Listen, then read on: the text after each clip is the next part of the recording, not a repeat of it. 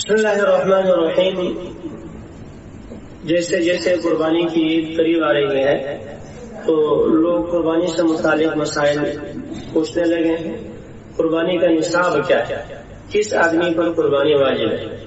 تو یاد رکھیں، جس شخص کے پاس سونا 1، چاندی 2، نقد روپیہ 3، سامان تجارت جس کے وہ کاروبار کرتا ہے، گرہی لگاتا ہے تو کوئی دکان ہے تو پراپرٹی کا کام ہے تو 4، اور 5ویں چیز سے ضرورت سے زائد سامان، گھر میں فالتو پڑے ہوئے سامان جو بستر ہیں، برتن ہیں جو سال بھر میں ایک آدھ دفعہ بھی استعمال میں نہیں آتے، یا گھر میں ٹی وی ہے، VCR ہے، تو یہ ضرورت سے زائد شمار ہوتے ہیں۔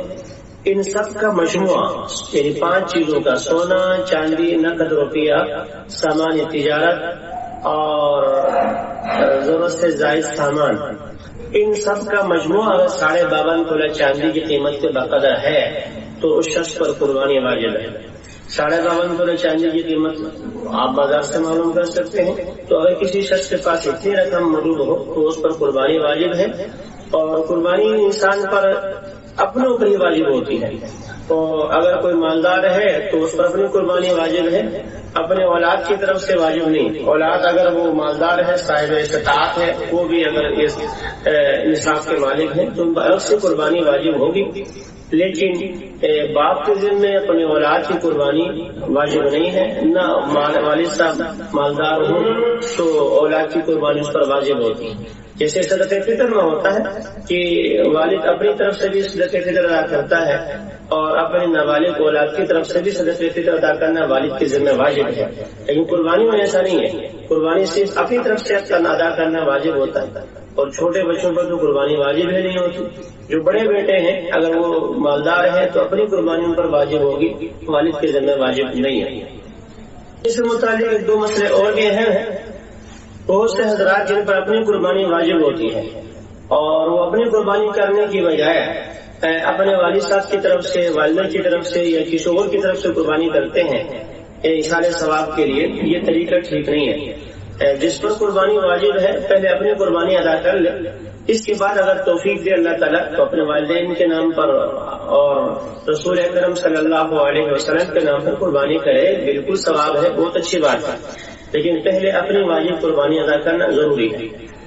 دوسرا ایک مسئلہ یہ بھی عام طور پر مشہور ہے، جب انسان ایک دفعہ اپنی نفلی قربانی کر لے، چاہے واجب نہ بھی ہو، ایک دفعہ نفلی قربانی کر لے تو اس پر پھر واجب ہو جاتی ہے۔ یہ بات ایسی نہیں ہے کہ اگر صاحب استطاعت ہے تو قربانی واجب ہے، اور اگر صاحب استطاعت نہیں ہے، قربانی واجب نہیں تھی لیکن پھر بھی کوئی کسی طریقے سے قربانی کر لی، نفلی قربانی، تو اس پر آئندہ سال قربانی واجب ہو، ایسا نہیں ہے۔ مالدار ہوگا تو قربانی واجب ہوگی، ورنہ نہیں۔ ایسے ایک اور مسئلہ یہ مشہور کیا ہوا ہے کہ کوئی آدمی مسلسل 60 سال تک، یا کچھ بعض حضرات نے کچھ اوپر نیچے اور جگہوں پر مشہور ہے کہ اگر اتنے سال مسلسل قربانی کر لے تو پھر آئندہ اس سے قربانی ثابت ہو جاتی ہے۔ یہ بات بھی غلط ہے، یہ بات۔ اور ایسے ہی ایک اور مسئلہ مشہور ہے کہ اگر والد صاحب موجود ہیں اور ان کے اولاد بسر روزگار ہے اور ماشاءاللہ صاحب استطاعت ہے تو پورے گھرانے کی طرف سے ایک قربانی کر دیتے ہیں۔ یہ بات غلط ہے کہ اگر گھر میں 5 بھائی ہیں، 5 جو ہے صاحب استطاعت ہے، مالدار ہے، تو ہر ایک پر الگ قربانی، اور والد صاحب اگر مالدار ہے تو الگ قربانی اس پر واجب ہے۔ جیسے نماز، روزہ، حج، زکات اپنے اپنے حساب سے، مال کے حساب سے ہے، ایسے قربانی بھی اپنے مال کے حساب سے ہے۔ تو یہ طریقہ غلط ہے کہ پورے گھرانے میں ایک قربانی کر لی جائے اور وہ سب کی طرف سے کافی ہو، ایسا نہیں ہوگا۔ جتنے صاحب استطاعت ہیں ہر ایک پر الگ سے قربانی واجب ہے، یہ ضروری ہے۔